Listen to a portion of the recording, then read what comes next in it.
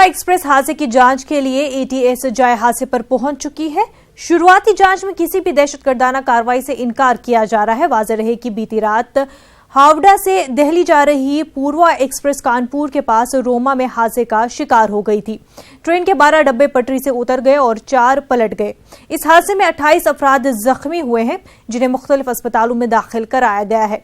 हादसे के बाद डाउन रूट को ओपन कर दिया गया है। 12 ट्रेनों को मनसूख कर दिया गया है, जबकि 14 ट्रेनों की रूट तब्दील कर दी गई है। भुवनेश्वर राजधानी, कोलकाता राजधानी और सियालदा एक्सप्रेस का रूट बदल दिया गया है। अब ये ट्रेनें वाराणसी लखनऊ के रास्ते नई दिल्ली के लिए रवाना होंगी।